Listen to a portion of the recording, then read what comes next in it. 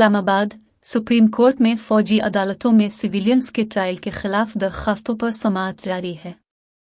Supreme court में chief justice Umar Ata Bandial की सरबराही में justice Ijaz ul Ahsan, justice Munib Akhtar, justice Afridi, justice Mazahar Ali Akbar Naqvi और जस्टिस आयशा मक पर मुश्तमिल 6 रुकनी लार्जर बेंच फौजी अदालतों में सिविलियंस के ट्रायल के खिलाफ दरखास्तों पर समाअत कर रहा है। दौरान समाअत अटॉर्नी जनरल मंसूर उस्मान ने दलाइल देते हुए कहा कि पिछली समाअत पर 9 मई की मंसूबा बंदी से किए गए हमलों की तफसीलात सामने रखी।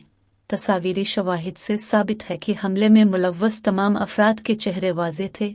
इस वाक़ये के बाद सिर्फ 102 अफराद को बहुत मोहतात तरीके से गिरफ्तार किया गया। दोबारा से कहना चाहता हूँ, जो 9 मई को हुआ ऐसा तारीख में कभी नहीं हुआ।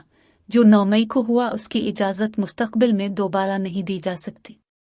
इस दौरान जस्टिस मुजाहिर नकवी ने इस्तिफ़सार किया कि किस तरीक़ाकार के तहत लोगों को फ़ौजी तहवील में लिया गया है।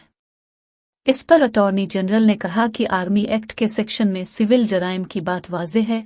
अगर कोई सिविल जुर्म सिविलियन करे तो ट्रायल आर्मी एक्ट के तहत नहीं हो सकता। चीफ जस्टिस ने कहा कि आर्मी एक्ट का सेक्शन 2 पढ़ें, जिसमें सिविलियंस के ट्रायल की बात है।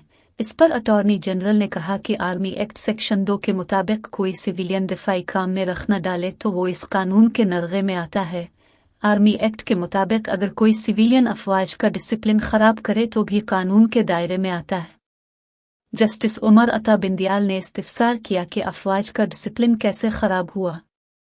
फौजी अफसर के काम में रख न डालना और डिसिप्लिन खराब करना कानून में दर्ज है या अख़ज़ किया गया। अटॉर्नी जनरल ने कहा कि यह आर्मी एक्ट में दर्ज है। इस पर जस्टिस आफरीदी ने पूछा कि क्या आप ये कह रहे हैं कि आर्मी एक्ट बुनियादी इंसानी हुकूक के दायरे से खारिज है? अटॉर्नी जनरल ने कहा कि जी, आर्मी एक्ट पर बुनियादी इंसानी हुकूक का इतलाक नहीं होता। जस्टिस आफरीदी ने सवाल किया कि फ़ौजी हो या सिविलियन, क्या आर्मी एक्ट के तहत ट्रायल में आने वाले बुनियादी इंसानी हुकूक से खारिज होंगे?